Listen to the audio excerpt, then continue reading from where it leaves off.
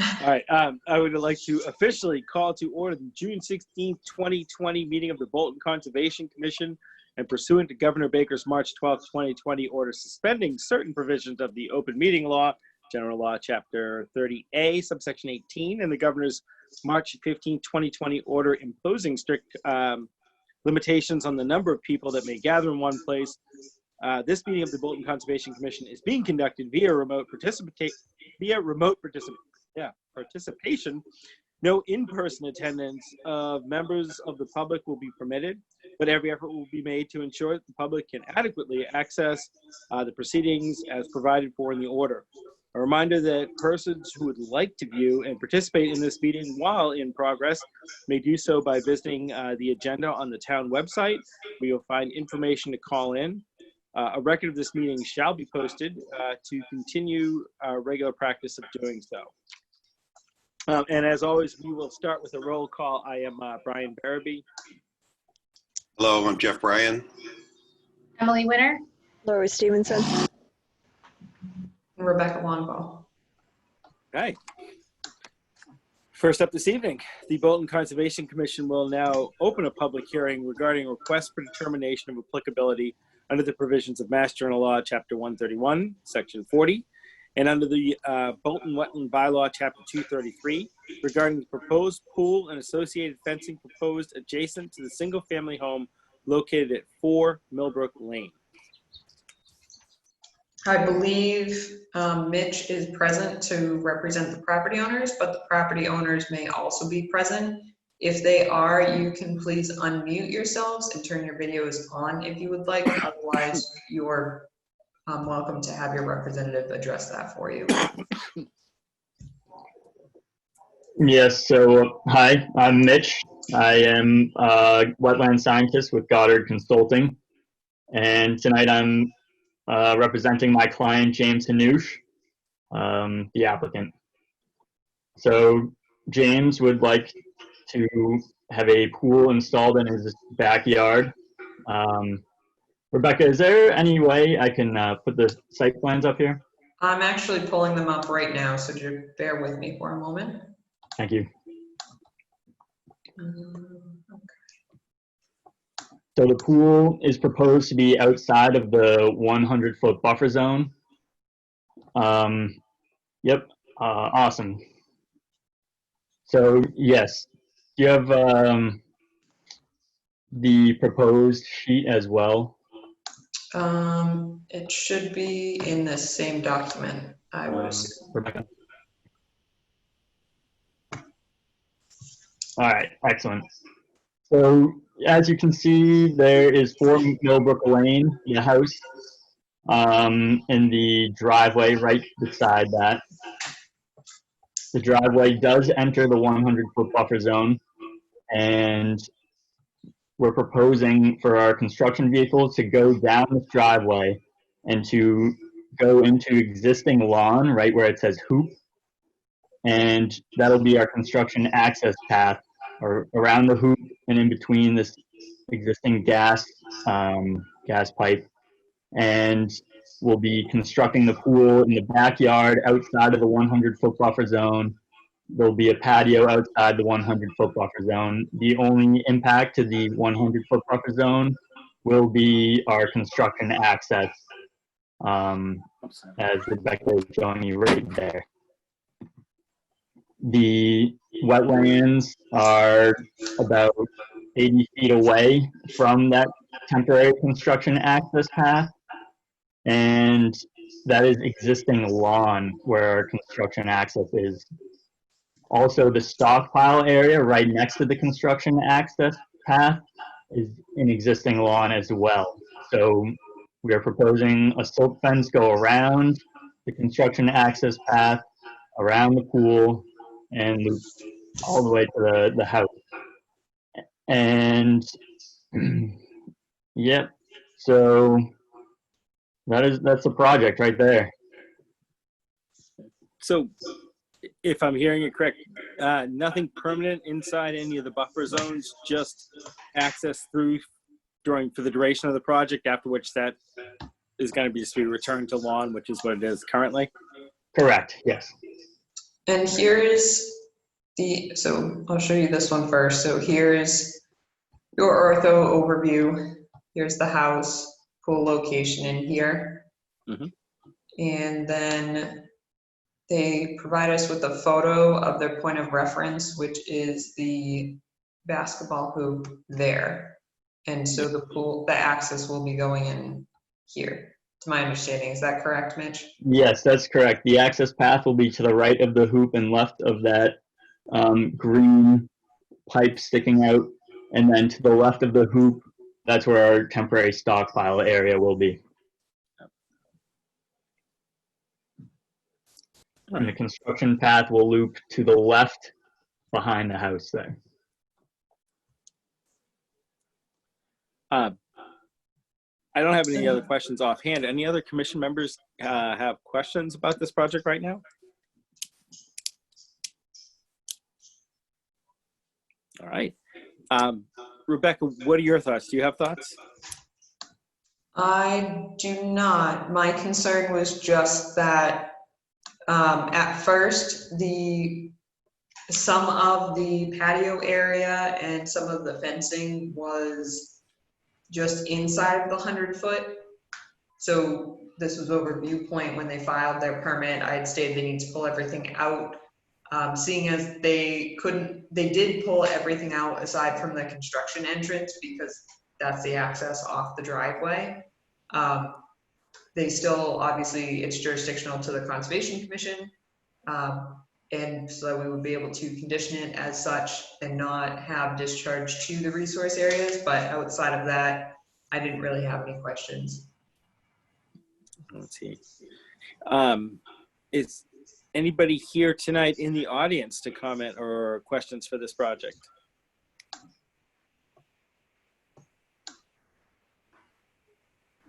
I don't see any. Okay. Say, any commission members have any strong opposition to this or other things we would like to see added or you would think would need to be added? No.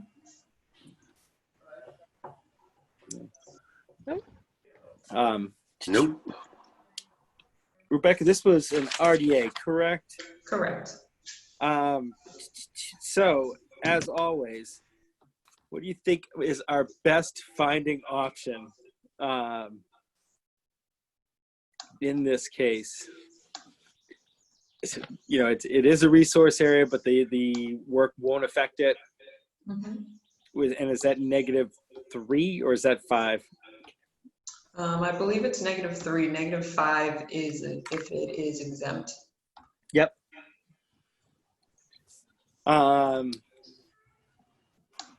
Okay. Is it a concrete pool? Does that make a difference? Does that make a difference? I just was looking at it and just wondering. Yeah, I personally don't know if it'll be It's a concrete.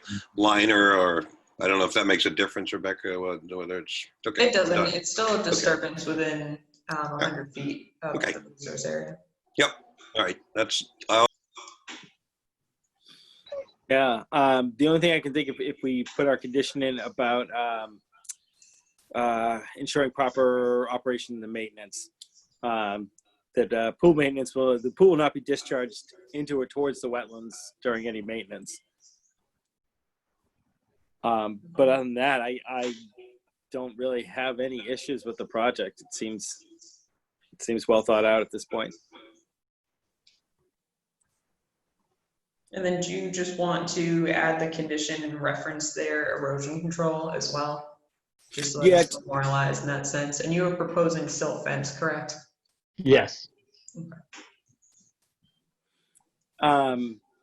Rebecca, do you think it would be best? I know sometimes in the past we make sure you inspect it before it begins. Mm-hmm. Erosion controls need to be installed and approved by the conservation agent. Well, Or I would separate the two of those. Sorry. One, I would say erosion controls need to be inspected by conservation agent prior to construction. Yep. Because the other way, it sounds like I'm going to install them, which I am not. You're not? No, I'm sorry. Get outside, it'll be nice. Yeah. All right. Okay. In that case, unless anybody has any objection, I'd like to make a motion that we close the public hearing for 4 Millbrook Lane. Second. All right. All those in favor, and we got to do the lovely roll call, so I'll just go down the list. To Lori Stevenson, Aye. Jeffrey Bryant, Aye. Emily Winter. Did I lose Emily? She's on mute. She's, Smart woman. And, yeah. I have 3 kids in the background, trying not to create a lot of Totally, background yeah, noise. Thank you. Hi. I'm an I as well. And we don't have anybody else in. Yeah. All right. In that case, I would like to make a motion that we have a -3 determination for the request for determination for 4 Millbrook Lane with the following conditions: that erosion controls must be in place and inspected by a conservation agent prior to start of construction. And the best practices for ongoing maintenance of the pool be followed, specifically avoiding any discharge water towards or in the direction of the wetlands. Okay. Do I hear a second? Second. All right. In that case, we will have a vote. Once again, Lori Stevenson, aye. Jeff Bryant, Aye. Emily Winter. Hi. I'm an I as well. Thank you. Have a good evening. All right. Thank you very much, everyone. Have a good night. Take care.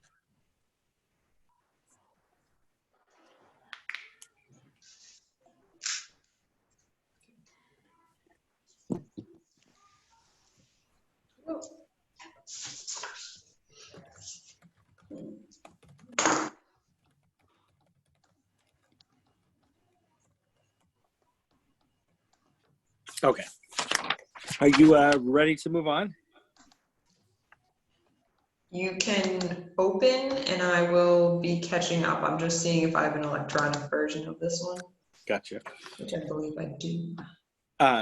The Bolton Conservation Commission will now open the public hearing regarding a request for a determination of applicability under the provisions of Mass General Law, Chapter 131, Section 40, and under the Bolton Wetland Bylaw, Chapter 233, regarding the proposed deck adjacent to the single-family home located at 366 Still River Road.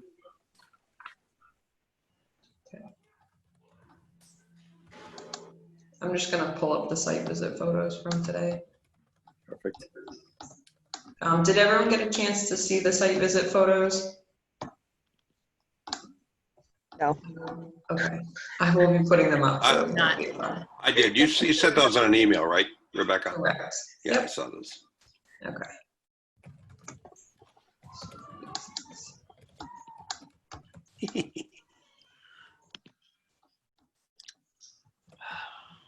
Okay, so this is an area that is upgradient from the floodplain and slightly upgradient from the adjacent upland resource area, but it is within an area of critical environmental concern, so that's why they're filing an RDA.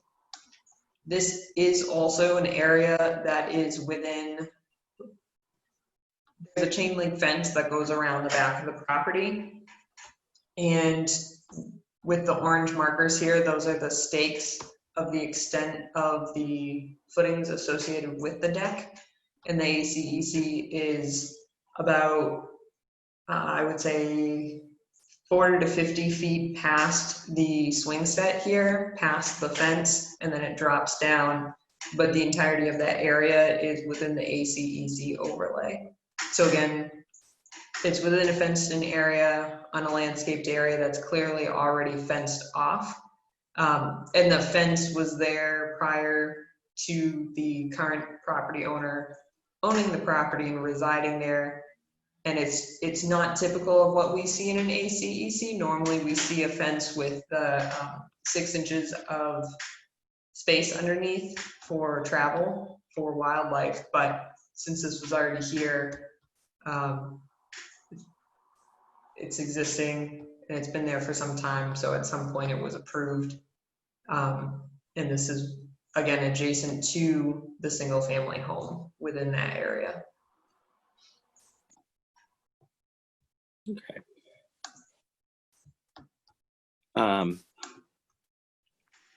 I have no questions off the top of my mind. Still kind of thinking. Do any other commission members have any burning questions?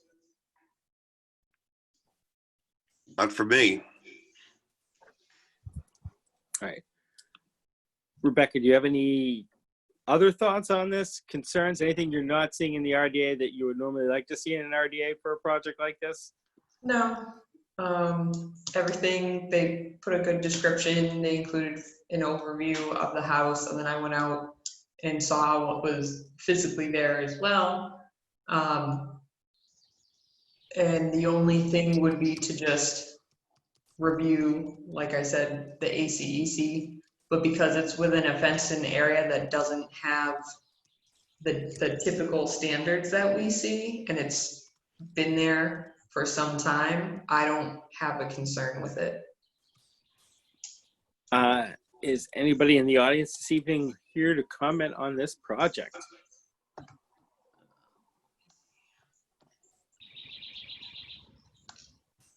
I don't see anyone. Okay. That said, unless anybody has any objections, I'd like to make a motion that we close the public hearing for 366 Still River Road. Second. All right. All those in favor, start. Lori, Aye. Jeff, Aye. Emily, Aye. I'm aye as well. And I'd like to make a motion that we file a -3 determination for the request for determination of applicability for 366 Still River Road. Second. Any conditions or no? I couldn't think of any offhand. Okay. It doesn't seem like this would need additional erosion controls, especially with where the work is. Again, it's not a pool, it's a deck. I couldn't think of any offhand. Okay.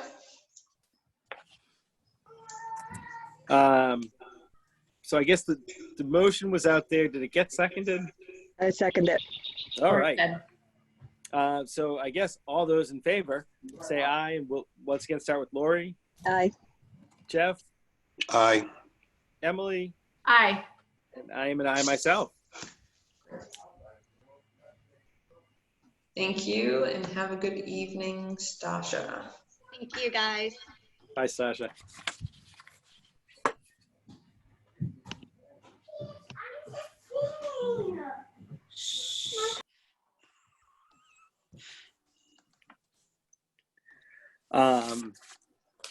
Rebecca, are you good if I move on? Yep, I'm just pulling it up as you open. All right, I will read slow. The Bolton Conservation Commission will now continue a public hearing under the provisions of Mass General Law, Chapter 131, Section 40, and under the Bolton Wetland Bylaw, Chapter 233, regarding the proposed notice of intent filed by David E. Ross Associates, Inc., on behalf of Bruce Slater for the proposed construction of a new single-family dwelling, sewage disposal system, well, and driveway, with portions of the work within the 100-foot buffer zone of bordering vegetated wetlands to be located at Assessor's Map 4.D and Partial 60.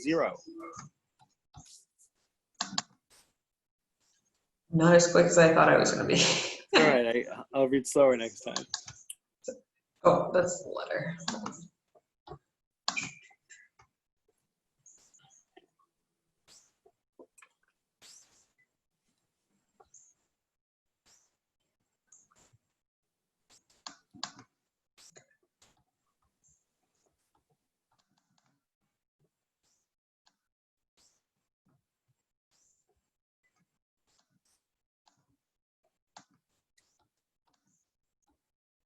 All right, so Neil and Bruce, you can unmute yourselves if you would like.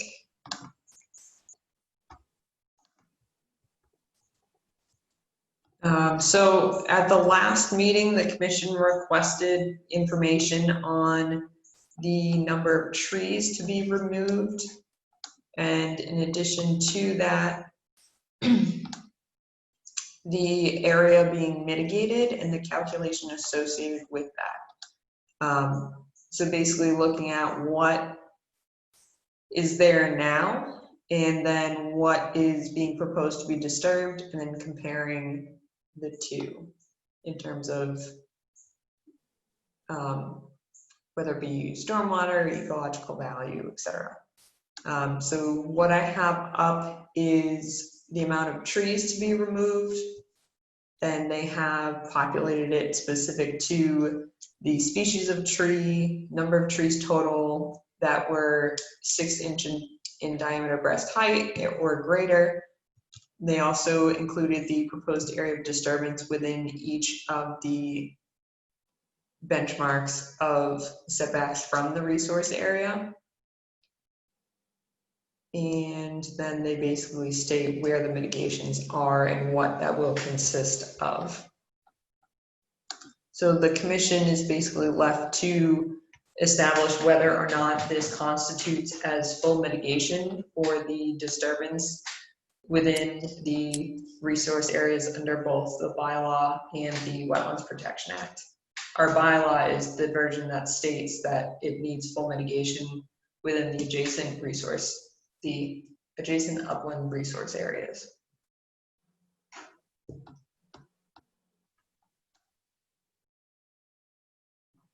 So I don't know if Bruce or Neil would like to add anything to that or to provide other information. Hi, Rebecca, it's Neil. My video is not opening up. But, that may be, bear with me for a moment.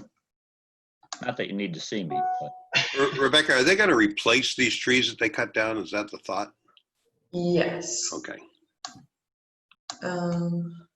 Where are you? So that is what this note is there we go. stating. Rebecca, I have one question. I sent another letter on Monday. Did you get that, our corrected version of this on Monday? I should have. One moment, let me see. On the email. I thought added that the was additional information that you had talked about. Yeah, I thought that was Oh.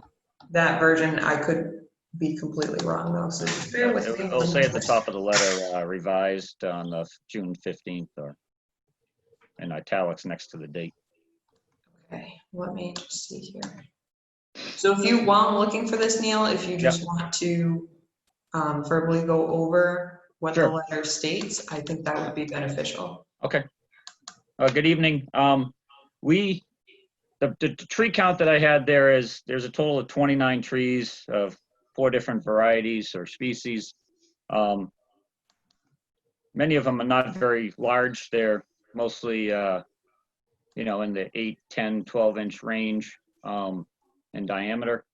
And the proposal is to plant 59 new trees and shrubs on the property in a variety of areas. There's 4 different specified mitigation areas on the plan. And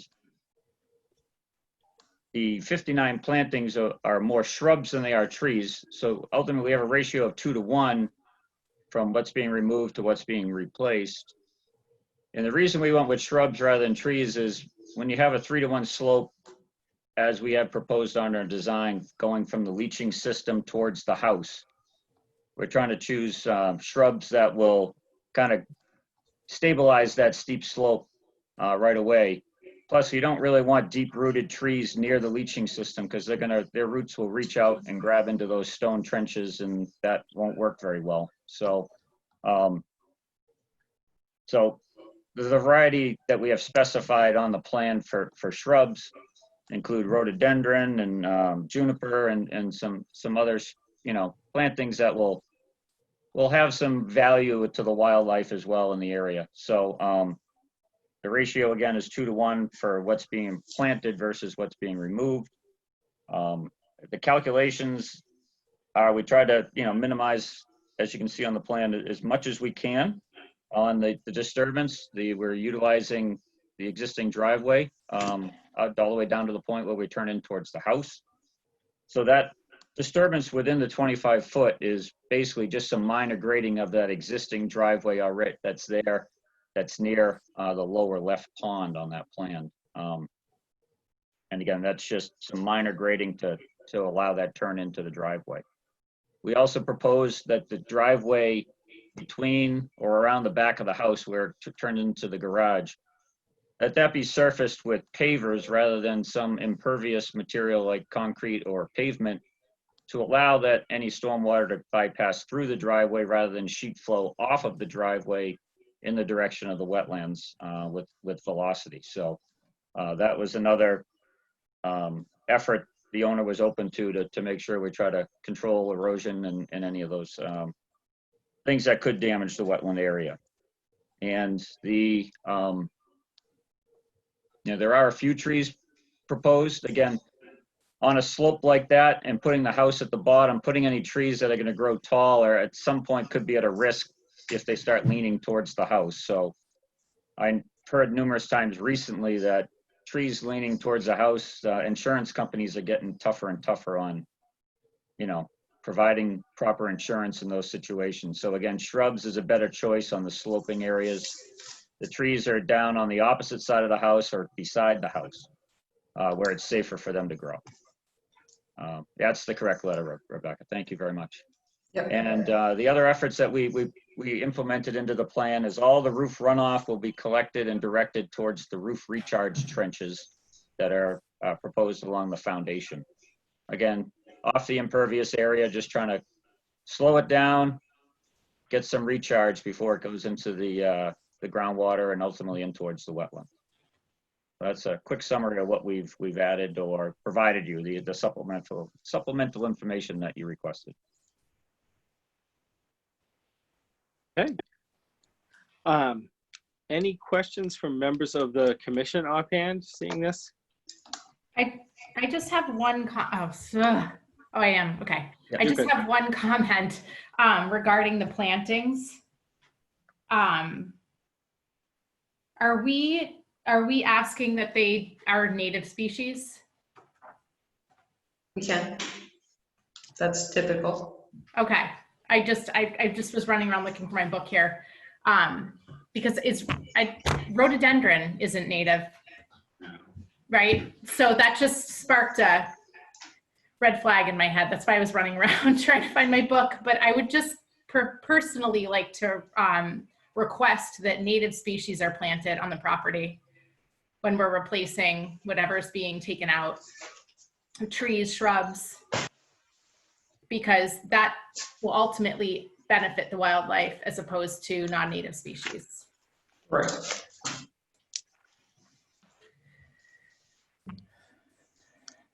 Well, point.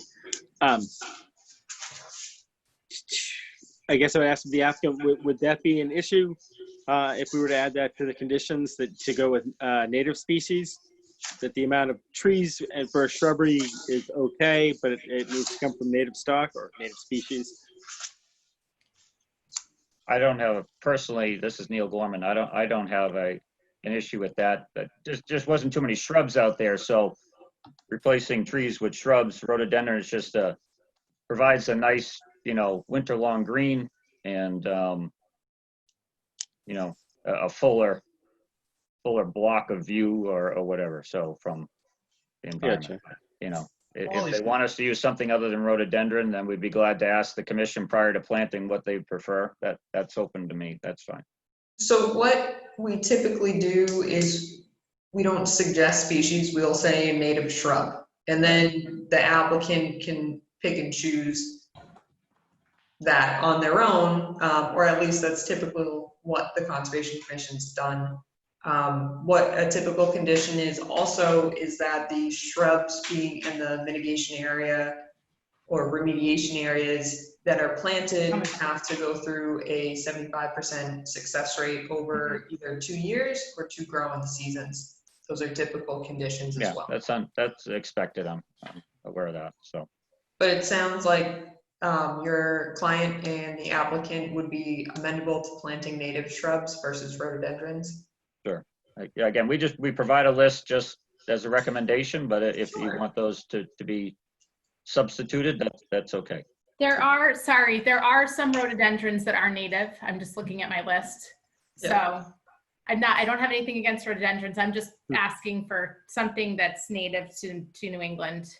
Yeah. I just know that, there are some options. Yeah, again, Neil Gorman. I know it's just a very sandy site as well. And a lot of them fill material for the septic will be sandy material. And I just know rhododendrons seem to do better in sandier soils. But again, we're open to any native species. All right. I think there are a number of websites too, which Rebecca will be able to better recommend some than the rest. And a lot of the local, some of the local florists and providers too, if you let them know you're looking for native species, they should be able to point you right in the right direction. Fair enough. Thank you. This has a pretty comprehensive list inside too, Yep. by area. Okay, thank you. Sure. Okay. Other questions by members of the commission?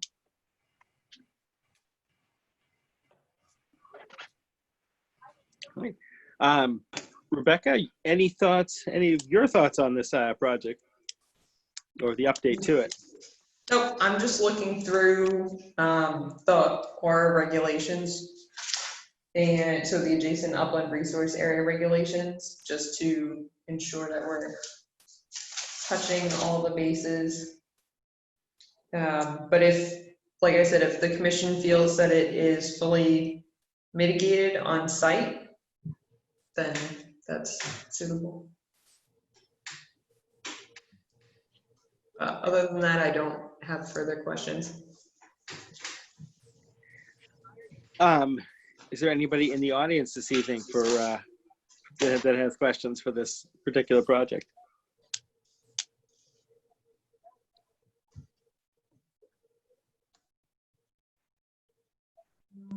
I'm not seeing any. Okay.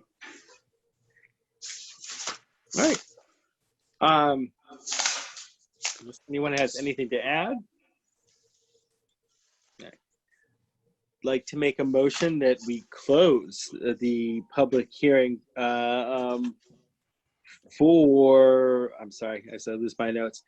I'd like to make a motion that we close the public hearing for the property located at Assessor's Map 4.D and parcel 60.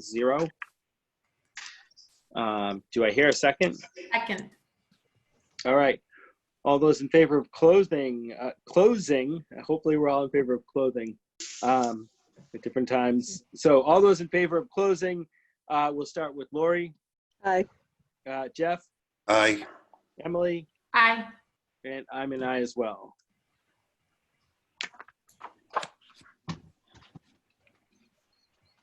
All right. I'd like to make a motion that we issue an order of conditions for the property located at Assessors Map 4.D, parcel 6.0 or 60, as drafted, submitted with revisions and additional information this evening, with the following conditions: that the plantings proposed shall all be of native species, and that the plantings shall have at least a 75% success rate of the plantings to be monitored over 2 growing seasons. Okay. Go ahead. I would also, just when you go through the conditions, note erosion control, stockpiles, and no work within 25 feet. And then within the mitigation area, that it's going to be a 2-to-1 replacement of what's removed. All right. Okay. So, added to those conditions, 75% success rate, planting of native species, that proper erosion controls are put in place, and that they are approved by our conservation agent prior to the start of construction. The stockpile materials shall be outside of the resource areas whenever possible and practicable. That no work should take place within 25 feet of the resource. And that the mitigation will contain a ratio of 2-to-1 replacements for anything that is removed. I would also note to achieve, or either in a separate condition or within the same condition, that the disturbance shall be fully mitigated. And the additional condition that the disturbance shall be fully mitigated. Yep.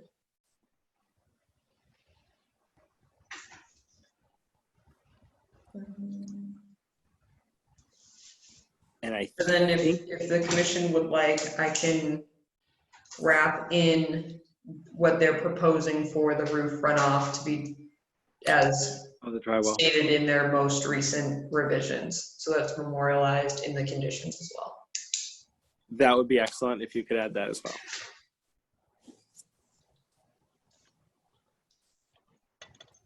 All right. Do I hear a second on this motion? Second. All right. All those in favor, starting with Lori, Aye. Jeff, Aye. Emily, Aye. and I'm an aye as well. Excellent. Thank you very much. Thank Thank you. you for all your input. Take care. Yep. Enjoy the good Okay. weather. Okay, so we had the closed, Jeff seconded. Correct. Okay. And then we had Lori second the motion. Yes.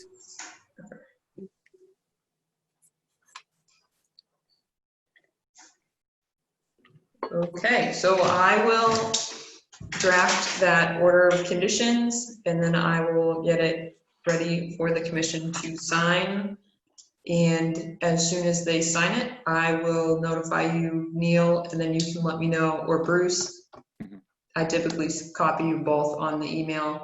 Just let me know what address to mail it to. Excellent. Okay? Thanks again. Have a great night. Thanks. Take care. You as well. Thanks, guys. Bye-bye. All right. Rebecca, are you ready for me to move on? Yes. Okay. So the Bolton Conservation Commission will now review under the provisions of Mass General Law, Chapter 131, Section 40, and under the Bolton Wetland Bylaw, Chapter 233, regarding the after-the-fact filing of a notice of intent for Forbush Mill Road culvert temporary replacement filed by Bree Sullivan of Bayside Engineering. One moment. Okay. This was in after the fact. I'm just going to summarize as I pull up the plans here. This was an after the fact filing associated with not only the emergency certification that was issued after a significant rain event. We had one of the culverts fail on a Friday, and that Monday we went out, took a look, issued the emergency certification because the road was failing in one spot in the center. When we took a closer look, the corrugated metal pipe that was under the roadway and is very old had begun failing and collapsing. So the DPW director and I reviewed the site. Like I said, under the emergency certification, they were able to do some temporary work that they hoped would stabilize the roadway. It did not, it continued to fail, so they were issued an enforcement order, not forcefully, I should add, but just to utilize it as a tool to provide a more permanent but temporary solution. So within the enforcement order, it's stated they have to, I'm just going to scroll down to the plan, they have to file with the Conservation Commission, but they also were required to document and then file a permanent solution within a year. So they'll be filing another notice of intent with us for that permanent solution. I believe they may have filed for a grant for this one as well, but I'm not 100% on that. This is looking south downstream. And again, so this is along 4 Bushmill Road, almost across from the transfer station. Upstream, so inlet side and outlet side. This was the, if you can see my mouse, this was the temporary outflow that they used so that they could create this head wall and the riprap associated with it and put in the temporary corrugated plastic pipe. Again, more photos showing the bypass. So this was that temporary bypass. They did leave it in place as they will be utilizing it for the permanent solution versus causing more disturbance. And I have the plans here. I apologize, one moment. And since it was in after the fact, they stated if they had any, if the commission had any questions, I can share it with them and they'll get back to us. Let me see here. Stop share.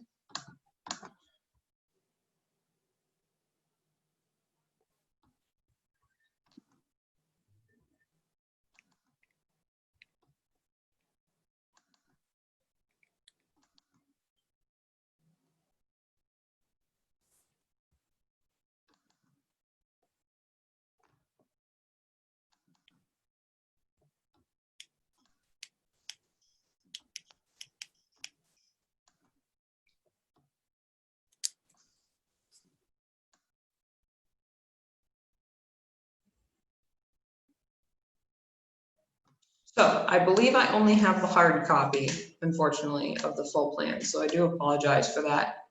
But again, this is an after the fact filing. They will be filing with the commission for the permanent solution. Any questions or thoughts or concerns? I don't have any offhand that I'm seeing right now. If anybody else does. Cass, is anybody in the audience here to comment on this tonight? I don't see it.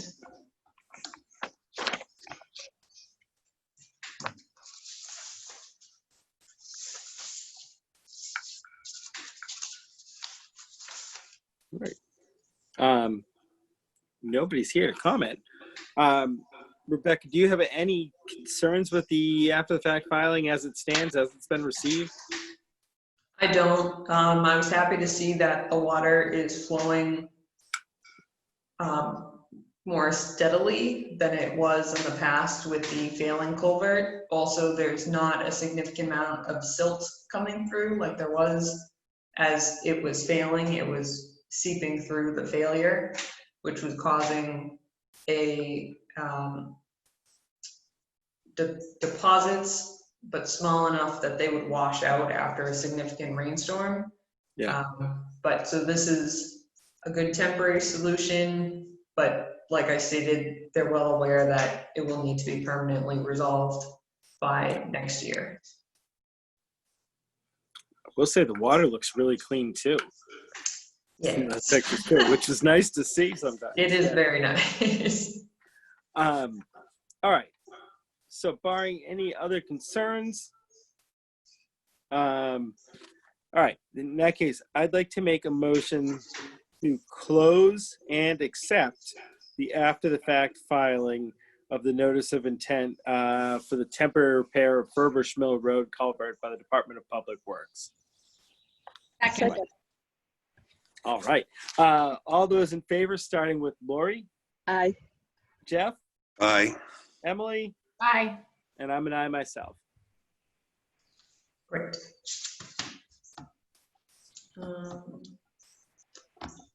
So stop share.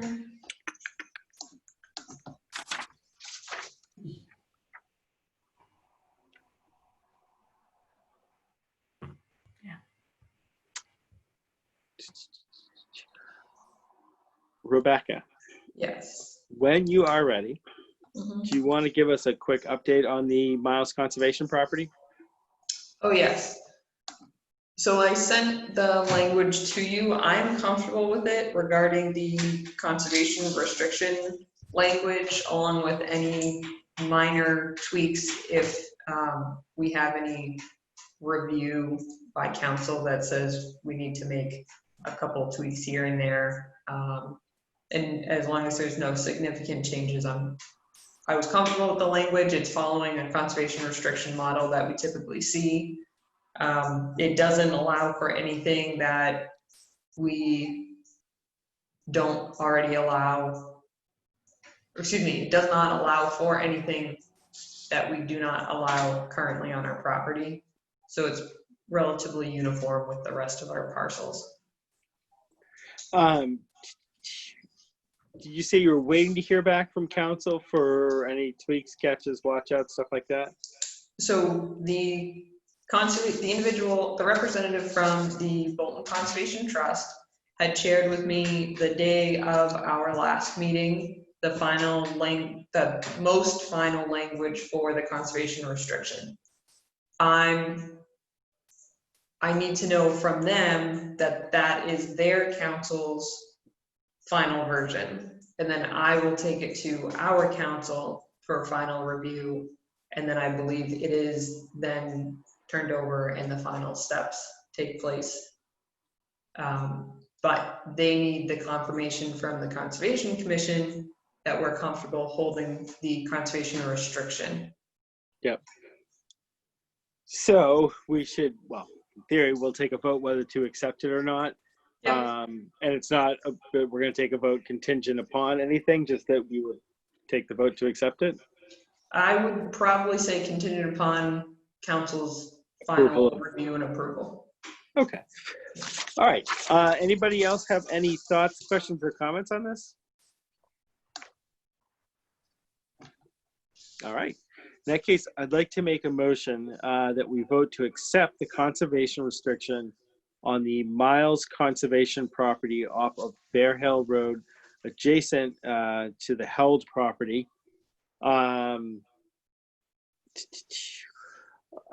Contingent upon review of final documents by review and acceptance of final documents by council.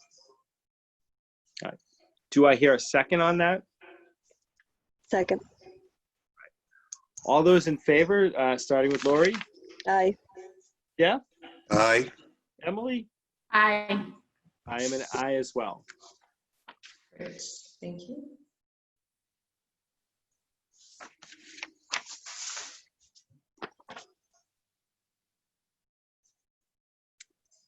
And Rebecca, you ready for me to move forward, or do you need a second?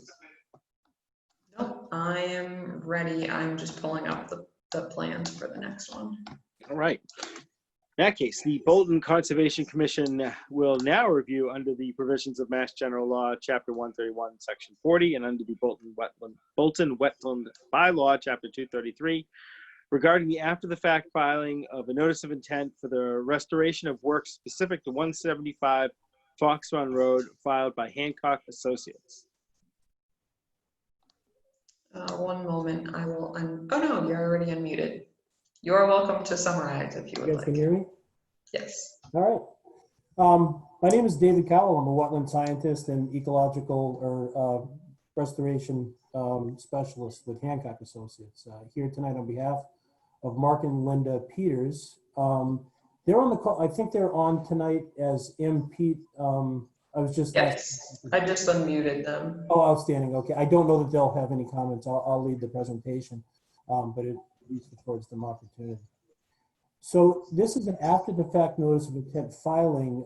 We received an enforcement order for, in this circumstance, this is a single-family home. And the Peters, they're very good-natured people, and this is completely unknowingly had been maintaining their limit of lawn into what is riverfront area, but perhaps more important than riverfront area, it's subject to a conservation restriction. So in response to the enforcement order, they retained our services at Hancock Associates. I had some correspondence with Rebecca and some site visits, and we proposed a restoration plan to completely abandon lawn in the conservation restricted area and vacate that area by revegetating with native plant material. Let's see, this is probably a good plan to articulate what's going on out there. So there's a few overlapping things, sort of like a terrible Venn diagram. There's a conservation restriction that bisects the back of the property. The extent of lawn is actually, if you want to circle like the hatched area, yeah, you're on it. So that area there is all existent as lawn. It actually runs onto their abutting neighbor's property. Their neighbors are signed as applicants with this submittal, so they've approved our work on their property as well. The gray shaded area that Rebecca's pointing to now is a sewer easement that's out, or not sewer, I'm sorry, a wellhead, drinking water wellheads that are out there. So that's actually not, albeit they own that, there's actually access rights to the wellheads by others that use the well. The backside, yep, if you move to that, this is an area that it's not necessarily directly disturbed. This is an area where you have an overstory. It's a monocultural overstory of red oak, and there's very little species diversity in the understory. There's not very sparse on shrubs, very sparse ground cover layer in that area. So this is an area where we're minimal restoration in this area to install some shrubs in the understory and some native seed mix to promote understory growth. Linda, did you have a comment? I saw you chime in. No, Oh, okay. but thank you, but I'm fine. So, so we propose, and the other thing that's going on out there too is there's some minor erosion ditches that are heading towards the stream. And I think we can rectify that. I have a stabilization plan in mind that will provide permanent solutions to that. So that's the overstory of what's out there. In terms of restoration, what we're offering to do. In the area that we're vacating lawn, there's a step process where they're first going to strip the top layer of turf lawn to strip the sod and get rid of the grass that's out there. Lay down a couple of inches of clean, organic, rich screen loam to promote growing substrate. And then we have a native seed mix that's, it's a blend from New England wetland plants. There's wildlife conservation seed mix, which is a great seed mix that has, it's all native species designed for this type of growing environment. That seed mix actually has the long-term species composition of what we want to get growing in there, but it doesn't serve the immediate needs of establishing a cover crop to provide soil stabilization. It usually germinates after 1 year, and it's a little sparse when it comes up. It's mostly bunch grasses like little blue stem and other things. So the blend will also include, it's a 2-to-1 ratio of conservation mix, 2 parts conservation mix to 1 part. It's another restoration seed mix from New England wetland plants, specified for dry sites. The soils up here are very dry. All the plants I've specified are upland plant species. It provides the immediate ground cover and stabilization, and has, again, native species that provide a cover crop going down. Once the seed is applied to the soil, it will be top dressed with an erosion control blanket. It's actually a seed germination blanket. So these are biodegradable blankets that are designed specifically to degrade back into the system, but promote seed germination. Laid over seed, it not only keeps the soil in place, it retains moisture, which promotes the seed germination, and it's designed, it's woven so that emerging vegetation can come up through it. Once that's down, there is a native planting plan consisting of native shrubs and trees. I've selected a diversity of native shrubs I think that would do very well in there. Those are going to be installed through the blanket. They'll actually cut the holes where the blankets and put the shrubs in there. And that, in an essence, is the restoration plan for that area. The gray area that you guys see on the plan, that's the sewer easement. We cannot put any woody plants in there. So that's an area that we'll mark off that we cannot put shrubs or trees to anything that would prohibit access, but it will receive the herbaceous seed mix and some herbaceous plants planted on the ground throughout that area. To resolve some of the erosion control issues that are going on out there, there's some sediment deposition in areas where they've been previously pulled up. We're gonna hand removal, no mechanical equipment. We'll have the contractors go in, remove the accumulated sediment. And then we do have some, there's some specifications for, on the, the way this plan is oriented, it would be the west side of the plan. There's a small, yep, that's it right there.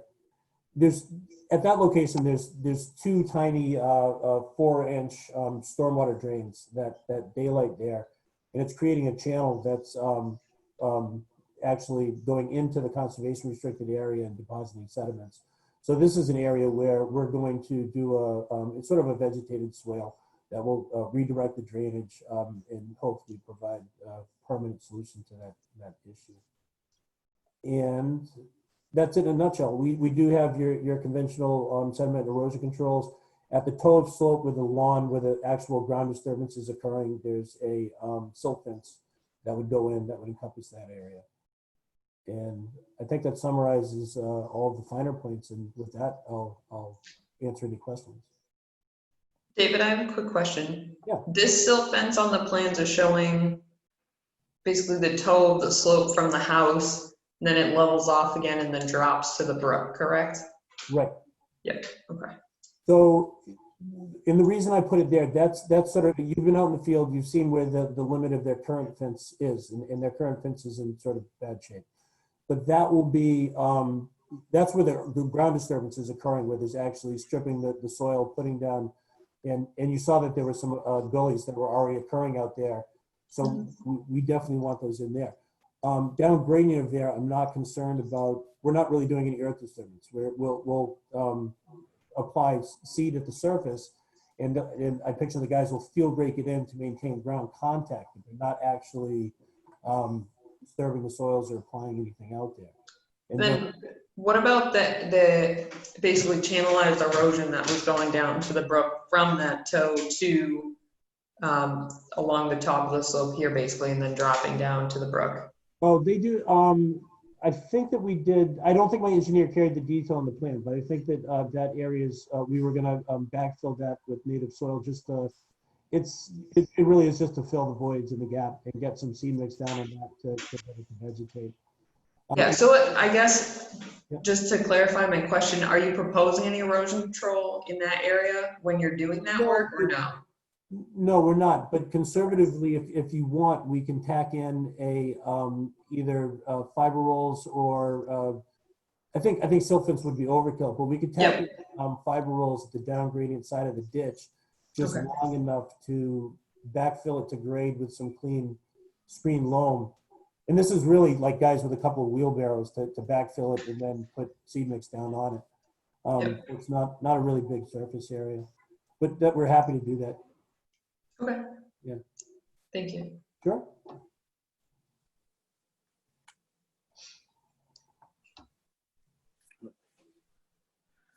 I'm not coming up with the question offhand as I'm looking. Are there any other commission members that have questions regarding this right now?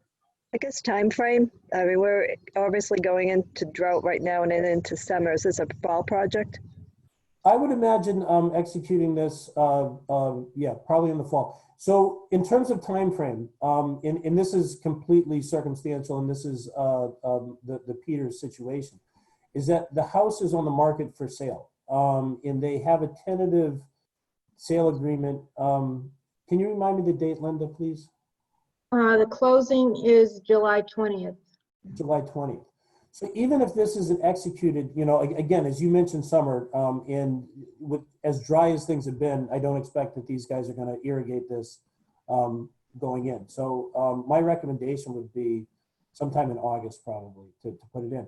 But they want to have at least the order of conditions and the plan verified, because what they need to do prior to their purchase and sale is have a permitted plan off to some contractors to give them a cost estimate for execution of the work. And then the Peters are negotiating with the purchasers to put money in escrow to protect them, that the Peters have every intent to fulfill all of the work that's done out here, but the new owners would retain money until this is complete and a certificate of compliance is received. So. But I did notice, Rebecca, administratively, I didn't see a DEP file number. I saw comments were posted. Well, no, comments, the only comment said that they were waiting on the state fee to clear revenue. I can make a phone call tomorrow or verify. Linda, that's something you can do. They're waiting, the checks that you issued, if you check with your, we can follow up tomorrow. If you check with your bank, if you can see if the check that you issued to the Commonwealth of Massachusetts cleared your bank. And Okay, we'll catch up tomorrow. Okay. sure. Yeah.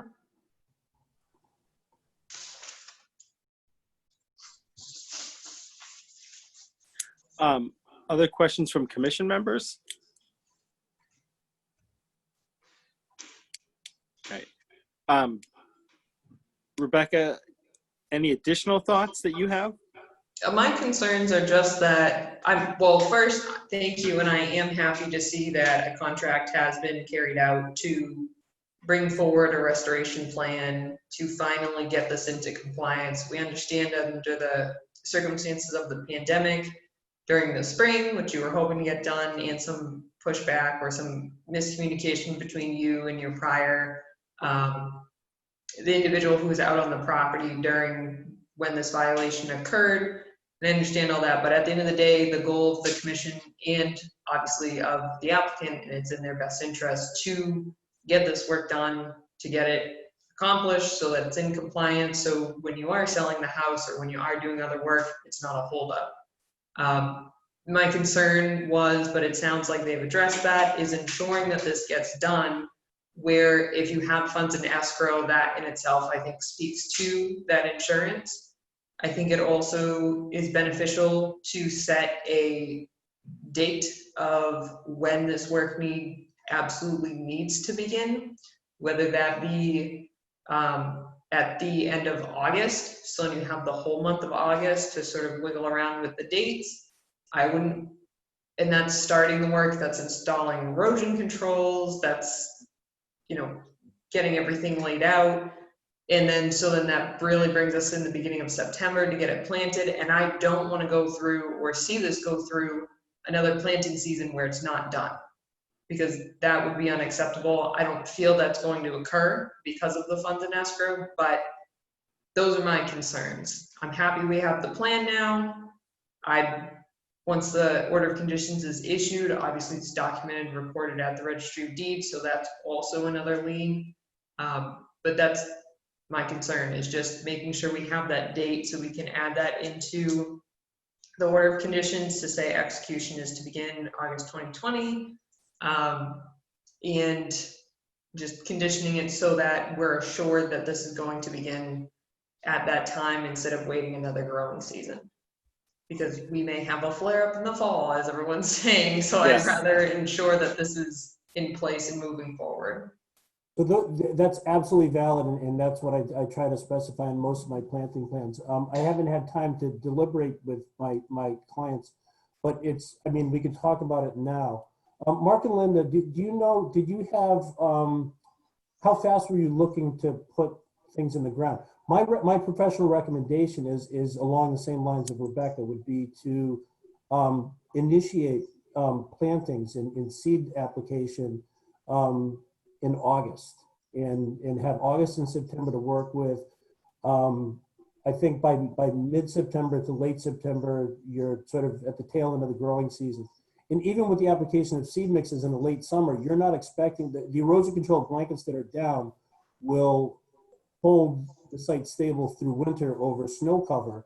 And then when the snow melts in the next March, I would expect to see the seed germination come in and really start to boom. And as Brian had pointed out, these are subject to monitoring prior to issuance of a certificate of compliance. So next spring, we would go out, we'd take note of how much seed cover, how much germination we're getting, the vitality of the plants that are growing out there to ensure their success. So do you know anything about the new homeowners, whether or not that would be an imposition to them to execute this in September, I mean, August, September? I don't think so. I think that we all are on the same page that we want to see this happen as soon as possible. You know, we're hoping to get approval from you guys tonight so we can actually get some people out here right away to get estimates.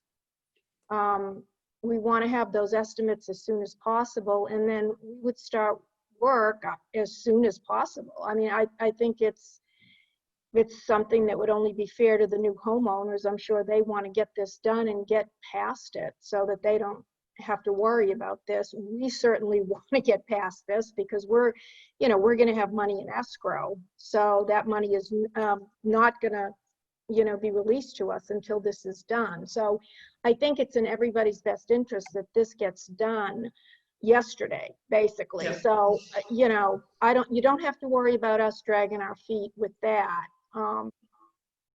We're waiting on you guys. If you guys give us the okay, I'll be on the phone tomorrow. All right. Getting people out here. So that's perfect, Linda. Absolutely. So that's it. So I really concur with Rebecca's assessment. One of the things that, I mean, by strategic timing of planting season, it gives the seeds and the plants the best chance of survival. Mm-hmm. And that actually protects your best interest in terms of money. Where if it doesn't meet performance standards, and if we put the seed in too early over summer, that they would just bake out there and they may not germinate, and at the risk of coming back and seeding it at additional costs later.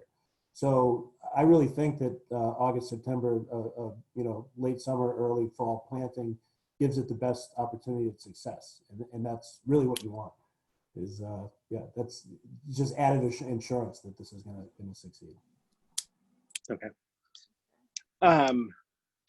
Rebecca, what was it that you were saying about the addition of fiber rolls down by the bank? I'm trying to think how I would word that if we were going to add a condition.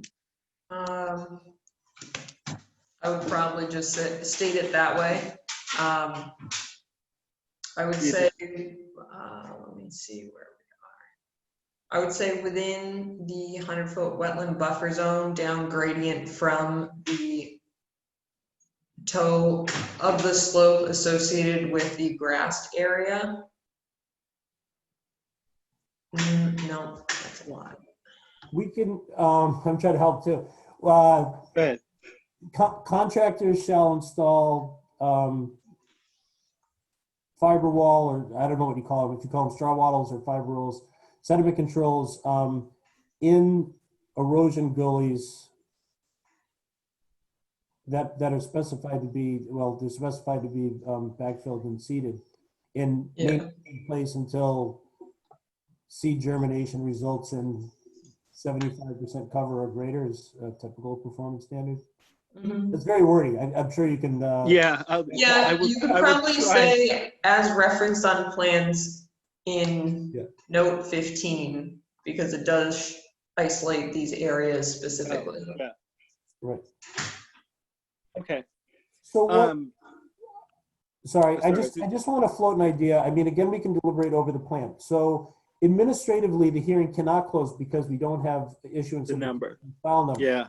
However, I think what Mark and Linda are looking for tonight, if you don't have any egregious comments or points of error on this plan, that they're fairly safe to, I mean, tomorrow start sending this off to contractors to provide estimates. I think their concern is that if this plan changes significantly and they're pounding concrete tomorrow, that by the next hearing, that there's not going to be significant changes to it. So as far as I can see here, unless I'm comfortable looking at this, looking at the regulations, saying to the commission, this is restoring the area that was disturbed. Regarding the violations that had occurred, have been existing on the property since that time. My only contingency is that unless DEP comes back with significant comments, at least that's my feeling, and obviously it's up to the commission, but that is, I think, where it stands. Yeah, I mean, again, I can only speak for me, but not for others. The plan that we see tonight, along with those few little extra things we talked about, I don't see any major revisions. I don't have any major problems with. And I know, Rebecca, we don't normally, in the past, we've sometimes closed or voted contingent upon receiving the number and, no take, but I know normally now we'll just close and vote to accept next meeting, usually. Yes, but the only issue with that is we wouldn't be able to consider any of DEP's comments if they had comments. Gotcha. So you could just take a poll and not a vote of the commission in terms of whether or not they're comfortable with this plan. And then at the next meeting, we would vote, and that would also give me time to draft up the order of conditions as well. Yeah, and everything we discussed tonight. Yep. Great. All right. That's exactly what we're looking for. Yeah, not a formal vote, but just a poll that you don't see any significant errors in this, and that we're on track. All right. So in that case, other commission members, I'd ask to speak up now if you have any serious concerns or major changes that you were thinking about or other things you'd like to see. I just have a couple of quick questions, just try to understand it. So basically, what you're talking about is putting down all the seeds in the fall, and next spring they'll pop up, Yes. right? Okay. So if we get a big snow year, that stuff not going to be washed away, is it? You can't guarantee that, but I mean, I can't guarantee it, but one of the merits to having it contrast with the erosion control blankets is that that's designed to withstand snow cover. If you didn't have that blanket down over the seeds, and let's say you got a heavy snowfall, and of course melt, and everything starts to flow at the same time, and March can be a terrible mess. You get rainstorms on top of snow, and it could wash all the seed off of the soils. Okay. So that was my question. But the other question I have, so we'll know, Rebecca, we won't know about this is going to take until next March or April, right? What? Whether the seeding is all coming up and everything seems to be. So that's why that's when the other family is going to get their money done, escrow returned to them basically in this time next year. No. So it's non-contingent upon this time next year. It would be, it's contingent upon whatever they want because we're not holding the escrow. Right.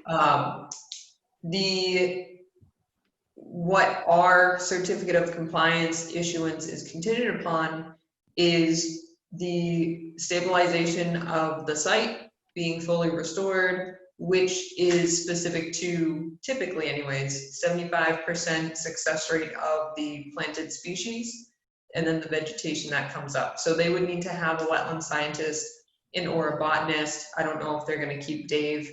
I assume they would, to monitor that. So once the planting's done, so I go out, inspect the erosion control at the start. They do the work. In October or Yep, September. they do the work, everything's planted, say in October.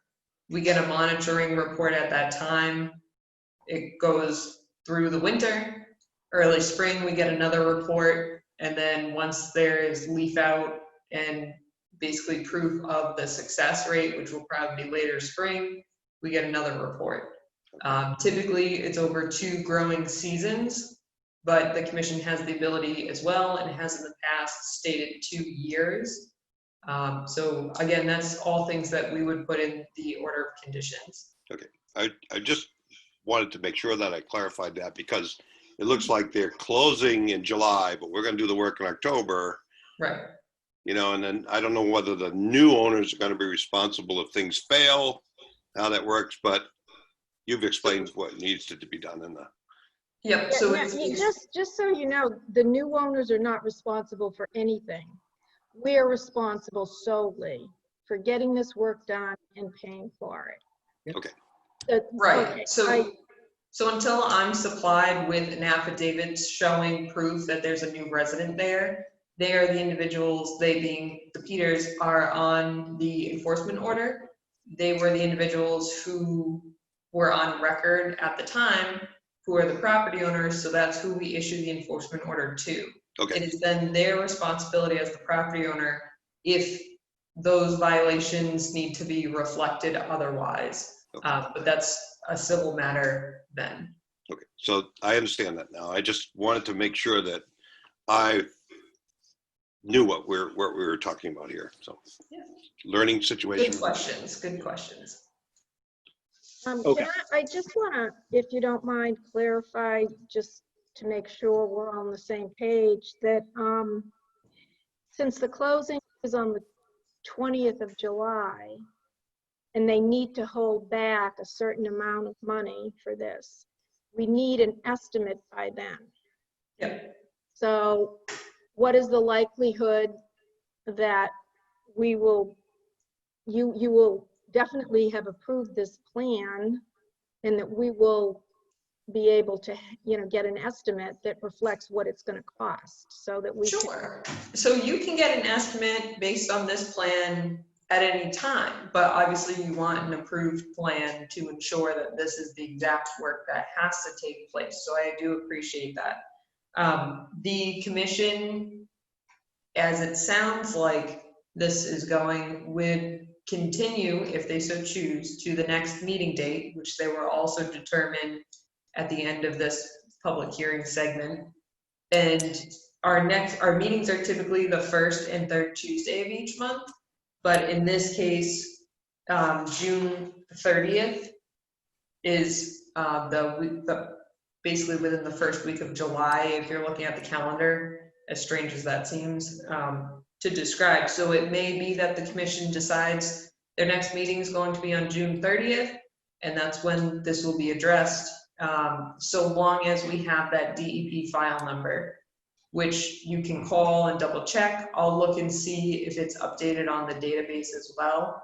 But you can call the Central Mass Circuit Writer, and they will be able to provide some insight on that matter. But without that DEP file number, we are not advised to close hearing items in the event that there's a significant comment that we would have to then incorporate or require you to incorporate into your plans, and then you would have to refile. So we try to avoid that by just leaving it open until that number and comments are issued. Okay. Right. So in layman's terms. Thank you, David. Yeah. You're welcome. I think that we're getting feedback from the commission now that they're on board with this plan, and that I think that it's fairly safe for you to send this off and contact some contractors to ask them how much it will cost. Administratively, Mass DEP has not issued a file number, and they can't close the hearing yet. And DEP, when they issue the file number, has opportunity to comment on a plan. This is relatively low risk as far as plans go, because it's not a commercial development or something with environmental impact. If anything, this is exclusively ecological restoration. I've rarely seen DEP comment on matters that are, it's explicitly with the intent of providing net benefit to the wetland resource areas for which it's protecting. So it's pretty innocuous as far as plans go. That said, until they give us the file number and until they give us that comment, that risk still exists that DEP may have a comment on this. And hopefully if it's a comment, it's a minor comment that doesn't result in a major plan change, but there's negligible risk that DEP could comment on something that changes this plan. My other, David, just you made me think of it, which I'm pretty sure you're aware, obviously, that you have the ability, and you just said you don't think DEP would intervene after the order of conditions is issued, if the commission approves this, regarding their appeal period, you can request a letter from them basically stating they won't intervene. Yep. But again, I agree with you on the lower risk on this, but we just have to put that out there. Of course. Thank you both. Yeah, thank you. Right.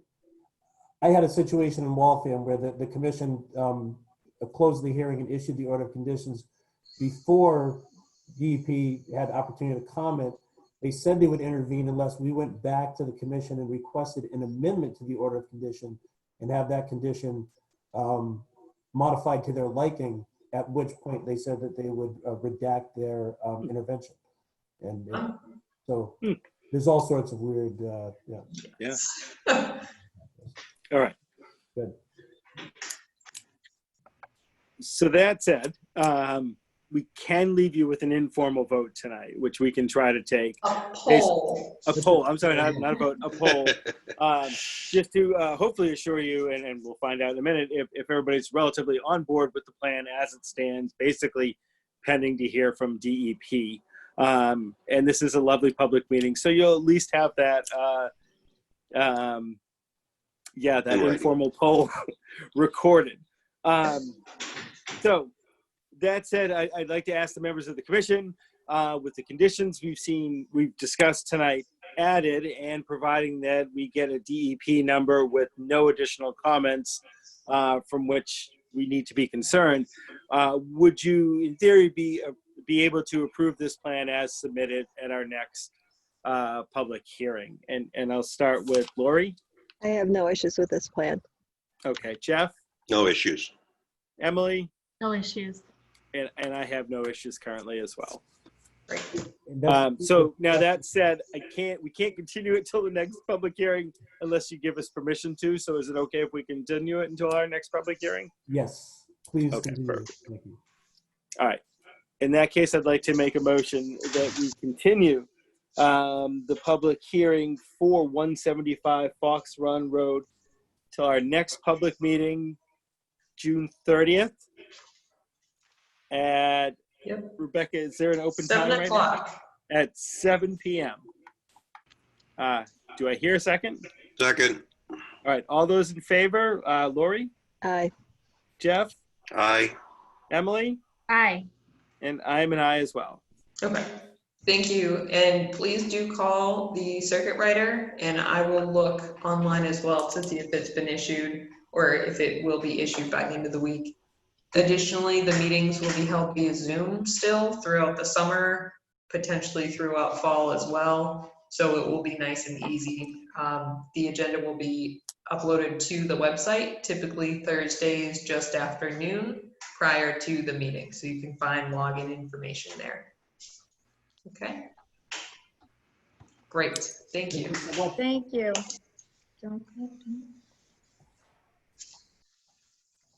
All right. Be well. Bye, guys. Okay. Take care. Bye-bye. Thank you, David. Thank you. Thank you very much, all of you. Bye.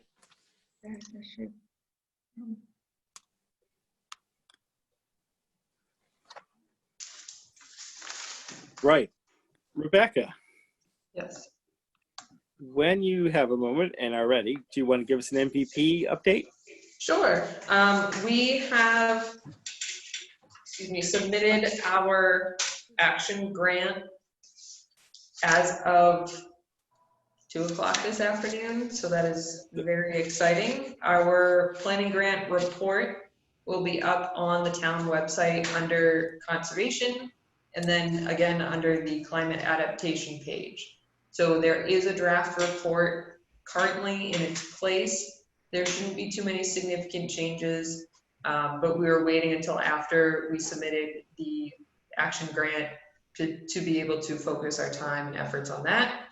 And now our time and efforts will be focused on finalizing the summary of findings from the Community Resilience Building Workshop, which will result in the town becoming certified as an MVP community. Excellent.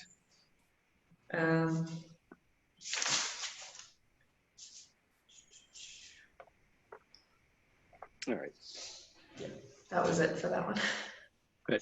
Again, thank you for the work. And there's a number of people involved, but you guys are great. I know it's not easy, and we're getting there. Would you love to give us a Taggart property update?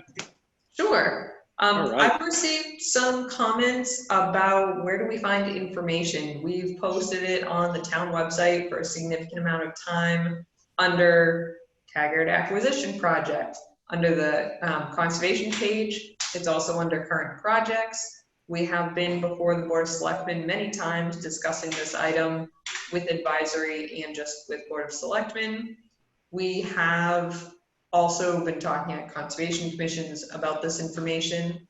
The Bolton Conservation Trust has put out a mailer with associated information. Sudbury Valley Trustees has done the same.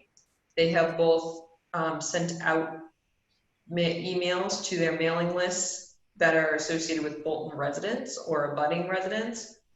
And so this will be on the town meeting warrant. So on Monday, June 22nd, as Article 23, and it is in the amount of, for the acquisition of 43 acres off of Forbush Mill Road, that will be in the amount of $550,000.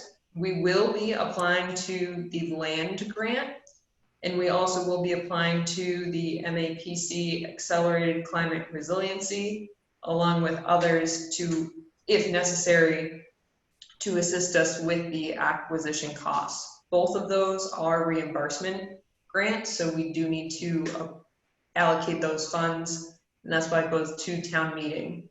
I have spoken with MAPC specific to their grant and the land grant, but the MAPC grant I was less familiar with. This is the second year that they're offering it, and they said the first look, they said it seems to be an excellent project, and in the past they haven't utilized the funds for that, but I framed it similar to our MVP qualities, or basically climate adaptation and resiliency that you'll see on the specific page associated with this acquisition project.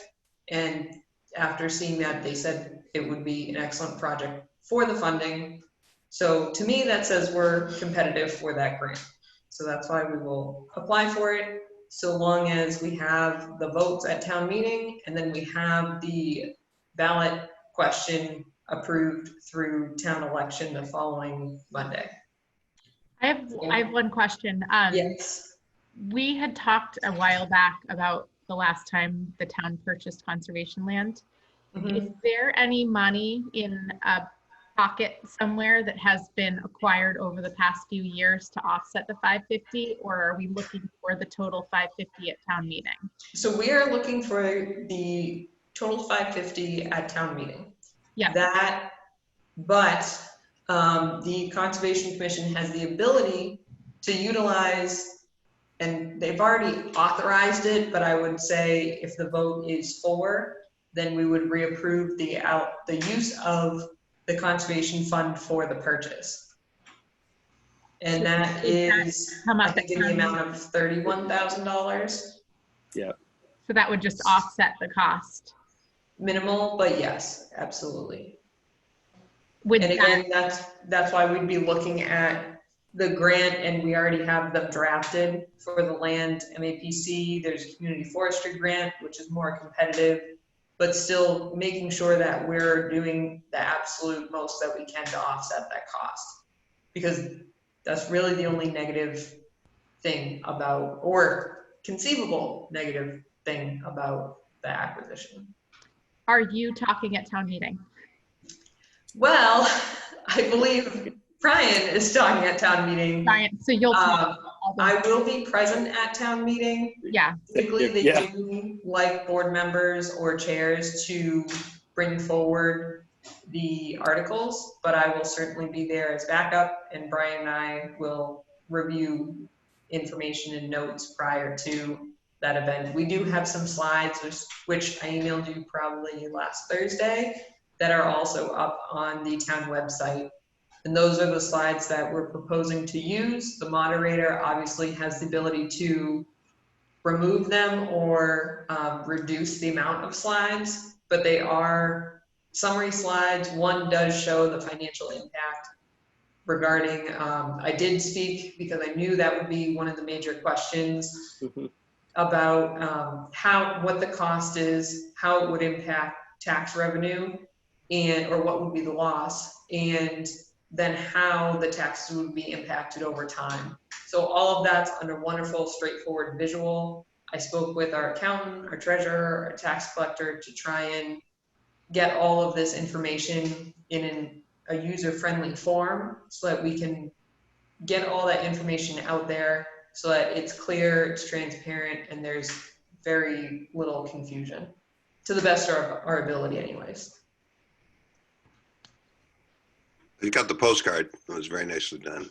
Yep. Just to let you know, the Thanks, U.S. I Post appreciate Office, Postal Service is doing their job. That's for sure. Good. They're great. Have you got any feedback on it from, that you can share with us inside? Sure. I've had the majority of feedback I've received is positive, but that's typical, I feel, where if people are for something or they're happy about something, they're going to comment about it. We have received some of those individuals who have noted they would like to and have shared on their own social media pages information because they've seen different people comment from the community about different articles on town meeting. I haven't seen the comments, but I was provided a summary and I just shared with them the slides and said, this is the information we have. Direct them to the town website or call me and I'd be happy to address any questions. The other feedback we've gotten is, of course, the financial concerns and just following this pandemic. So that is really what the main concern seems to be, or the people that do have an issue with it. That's what the focus subject matter is. So not really varying concerns. Is there any All right. information if it were to go to development, how many houses that property could handle within the guidelines? So it depends on obviously how they're looking to format the site. Yeah. There was a hypothetical conceptual plan that went before the town, I don't know if it was the planning board or the zoning board of appeals, so I do apologize that I don't have that exact one. But it was a proposal for a 15-lot subdivision, I believe. So it can either be broken up into, it needs to have its own road. This is from what I understand, I'm not the town planner. It can either be a subdivision or it can be 2 backland lots. And that's specific to the frontage and other zoning regulations. Best case scenario though, we preserve it from that. Yeah, and it's tough. We're gonna have limited time, so I won't get deep into it, or won't be part of what we present. And I'll talk to you more about this later this week, Rebecca, too. But there is a big myth about unbuildable land, as most adults should know. That land's only buildable depending on what the administration is and what waivers you can get somebody to grant. Yep. I heard that argument pre-COVID. The argument against it was that it was unbuildable. Now COVID's the argument against it. That seems a little strange to change your mind like that. But anyhow, it's unbuildable, and that's just absolute BS. You can build on anything you want if you can get the right person in power to sign off on it. Yep. So yeah, putting it into a public-private switch where one of us owns it and one of us owns the conservation restriction on it, it's the closest we can get to actually preserving it. What does COVID have to do with it? The finances. Oh, It's all going right. to hurt. I mean, our you're not going to get. finances. Yeah. Yeah, but I just and again, it's a very valid argument. But if you were arguing against buying this for some other reasons, and now your whole argument's COVID, I think using the pandemic for cover is disgusting, and it's pathetic. Sorry. Yeah. And if you're against it for other reasons, say it. Don't use this as a convenient excuse. But that's me. Anyhow. Can I Any just ask other? one more question? Go ahead. Yes. Is Brian's beard going to make an appearance at the town? That's been a big Unless it question. disappears before then. I think you should braid. I think you should braid it. Is that little ringlets the down town there. meeting next week? It's coming up quick, and I'm like, does it help or does it hurt? The Taggart Conservation Property. You do look a little like Yule, Like, whatever does it his name help? was. What's that guy that used to get on and eat tree bark every once in a while out there in the woods? Yule Brenner. Oh, It's Bear Bear. Grylls. yeah, Grylls. that's who. Yeah. So you do look Yeah. a little like you've been out in the woods for a while. I wish, yeah. Yeah, like I said, I don't know if it helps sell it or if it doesn't. If it's like, wow, that person's insane, we shouldn't buy this. If they're like, look at that beard, he must know what he's talking about. Yeah. A lot of Yeah, wisdom. I don't know. So You look like a mountain man. It's awesome. see? Looks like I'm like in quarantine. Got to do the quarantine beard. So yeah, any other good Taggart updates? No, that's really it. We have been working on drafting a purchase and sales with contingencies associated with the town vote, just to ensure that it's being held. But I've been updating the property owner just simply to check in some of the time as well, to just say, this is our schedule for town meeting. We're still on this schedule and this is our time frame. And she's been very amenable to that. She's been aware from the beginning that we have to wait until town meeting. It's up to the town to make the decision whether or not we acquire the parcel, even though we are very interested in the parcel and it suits a lot of our needs, and has a lot of ecological value along with benefits to the community and residents as a whole. So that's been beneficial that she's been understanding of that as well. I can put this under questions you really can't answer, but have we heard anything about quorum on Monday? Are there any concerns that we may or may not get enough people?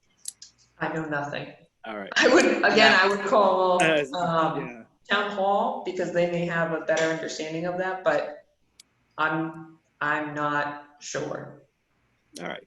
I wish I knew. What happens if we don't have a quorum? What happens if we don't have a quorum on Monday? Then the meeting can't be held. To my understanding, just like at a conservation commission, when there's no quorum, There's no meeting.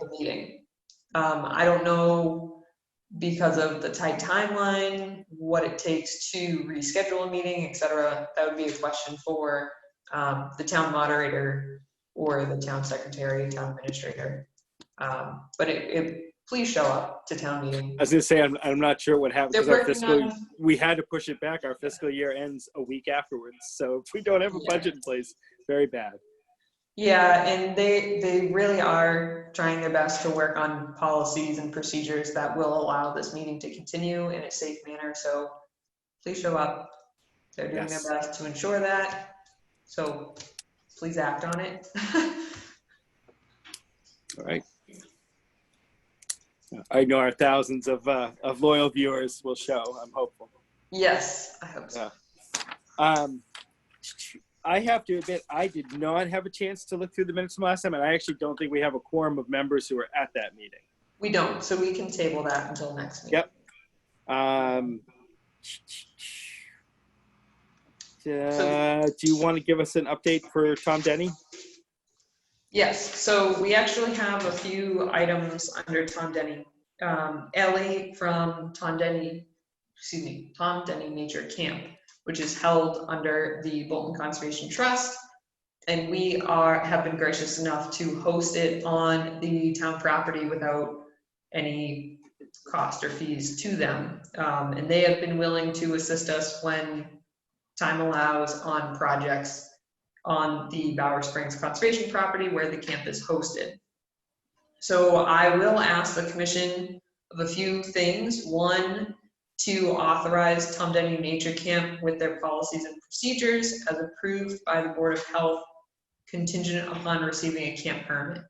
Meaning, is the commission comfortable with Tom Denny Nature Camp continuing so long as the Board of Health is approving of their policies and procedures under the current pandemic, and that they then would receive a camp permit from Board of Health confirming that those policies and procedures have been accepted?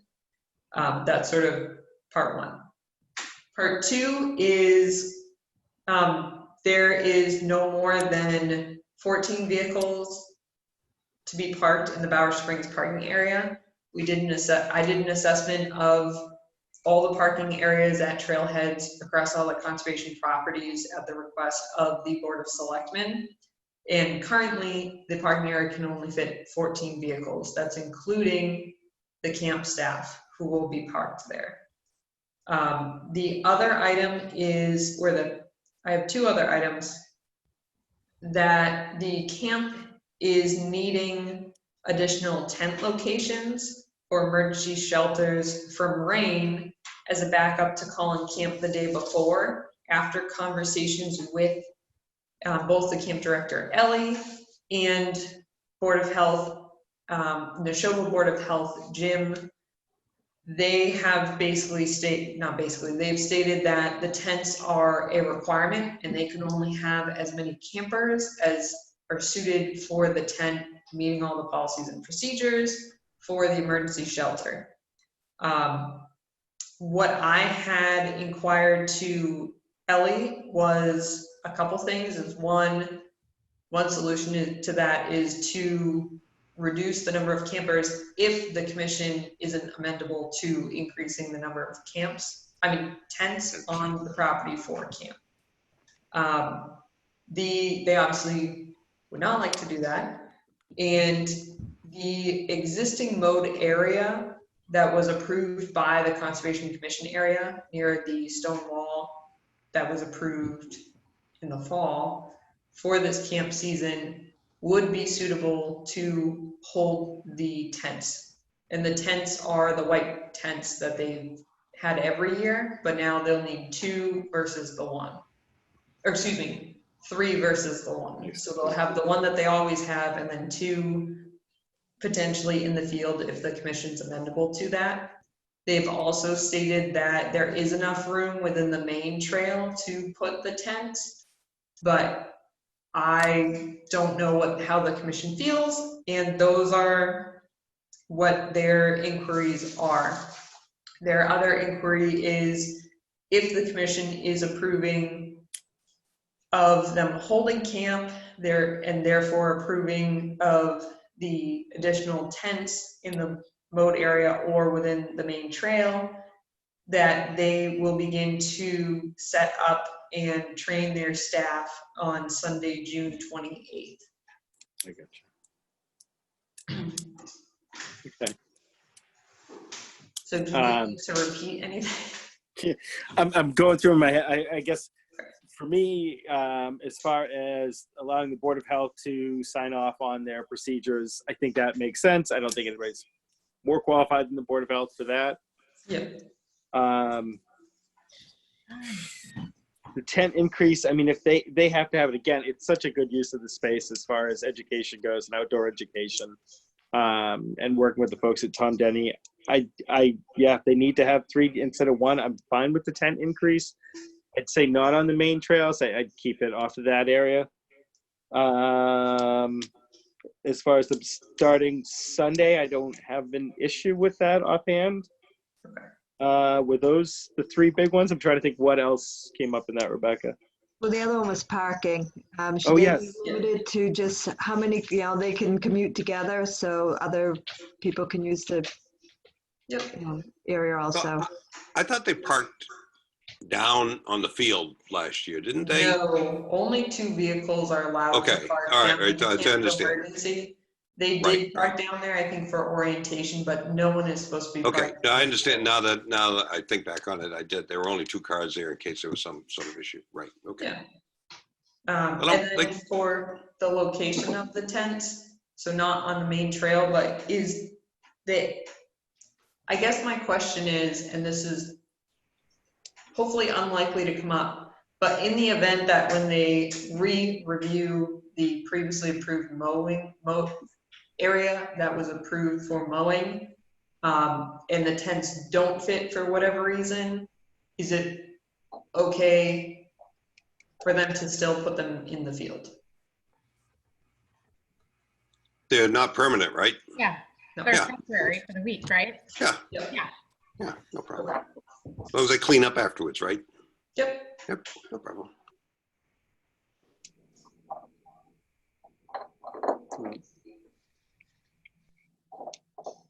Okay, so everyone's comfortable with all of that.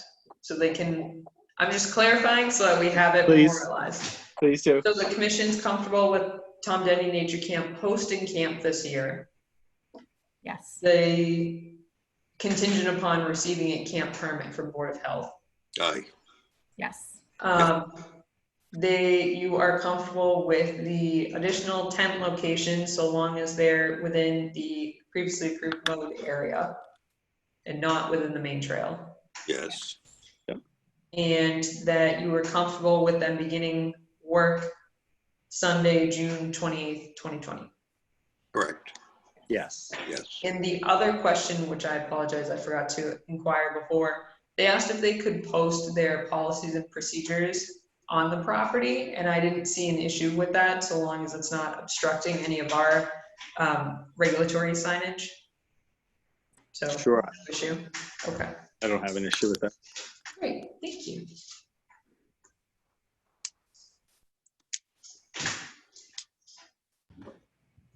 That was it.